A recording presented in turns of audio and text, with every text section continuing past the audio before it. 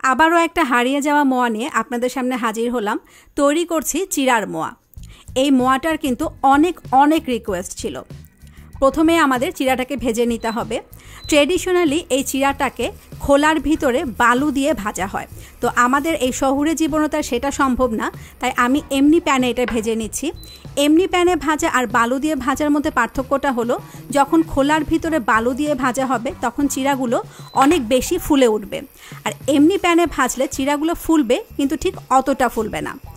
এই মোয়াটা তৈরি করতে আমার 3 কাপ চিড়া লাগবে, আর এই 3 কাপ চিড়াকে আমি অল্প অল্প করে কয়েকবারে ভেজে নেব। একবারে ভাজলে কিন্তু চিড়াগুলো সব জায়গায় ঠিকমতো ফুলবে না, কারণ হিটটা সবগুলো চিড়াতে তখন লাগবে না। আর এটা কিন্তু খুব বেশি নাড়াচাড়া করা যাবে না, তাহলে কিন্তু চিড়াগুলো ভেঙে যাবে। ঠিক প্যানটাকে এভাবে ঝাঁকিয়ে ঝাঁকিয়ে কিন্তু উল্টে পাল্টে দিতে হবে। এই যে দেখেন আমি কিভাবে করছি, তাহলে চিড়াগুলো আর ভাঙার কোনো ভয় থাকবে না। ঠিক একইভাবে বারবার এভাবে উল্টে পাল্টে চিড়াগুলোকে একটু সুন্দর করে ভেজে নিতে হবে। চুলার আঁচটা কিন্তু একদম ফুল রেখে চিড়াগুলোকে ভাজতে হবে। চিড়াগুলো কিন্তু একটু লালচে কালার হয়ে এসছে, তার মানে এটা ভাজা হয়ে গেছে। আর উল্টানোর সময় কিন্তু সাউন্ডটা শুনে নিশ্চয়ই বুঝতে পারছেন যেটা কতটা ক্রিস্পি হয়েছে।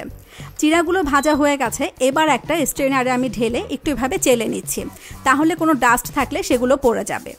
ঠিক একইভাবে আমি সবগুলো চিড়া ভেজে নেব এবং এভাবে চেলে নিব।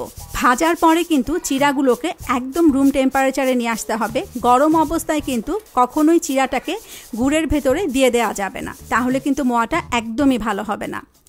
একটা প্যান গরম করে 1 টেবিল চামচ পরিমাণ ঘি দিয়ে একটু গরম করে নিয়ে তাতে একটা তেজপাতা, 1 টুকরো দারচিনি আর একটা এলাচ দিয়ে একটু নাড়াচাড়া করছি ফ্লেভারটা বের না হওয়া পর্যন্ত।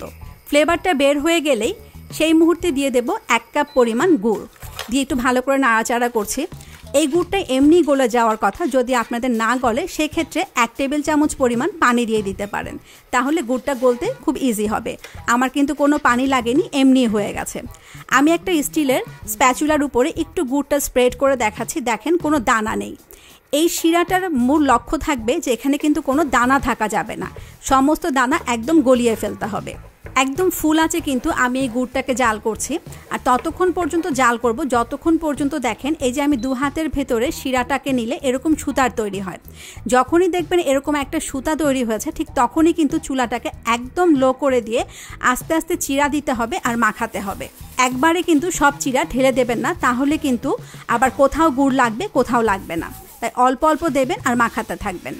যে কোনো মোয়া কিন্তু গরম অবস্থাতেই করতে হয়, এইটাও কিন্তু গরম অবস্থাতেই করতে হবে। এখন চুলাটা বন্ধ করে দিয়ে অপেক্ষা করছি 2 মিনিট। হাতে একটু পানি মাখিয়ে নিচ্ছি, এবার আমি মোয়াগুলোকে বানিয়ে নিচ্ছি। শেপটা কেমন হবে এটা সম্পূর্ণ আপনাদের উপর ডিপেন্ড করবে, ছোটও করতে পারেন আবার বড়ও করতে পারেন। মোয়াটা বানানোর পরে একদম রুম টেম্পারেচারে এনে একটা এয়ারটাইট বক্সে করে কিন্তু মোয়াটাকে আপনারা 15 থেকে 20 দিন চোখ বন্ধ করে সংরক্ষণ করতে পারেন। তবে ভুলেও কিন্তু ফ্রিজে রাখবেন না, ফ্রিজে রাখলে কিন্তু এটা একদম শক্ত হয়ে যাবে। দেখলেন তো কত ইজিলি তৈরি হয়ে গেল চিড়ার মোয়া। আশা করি এখন থেকে আর বাহির থেকে আপনাদেরকে কিনে খেতে হবে না। তো আবারও দেখা হবে অনলাইনে নতুন কোনো রেসিপি নিয়ে। সে পর্যন্ত সবাই ভালো থাকবেন, আমাদের জন্য দোয়া করবেন। ভিডিওটি দেখার জন্য সবাইকে অসংখ্য অসংখ্য ধন্যবাদ।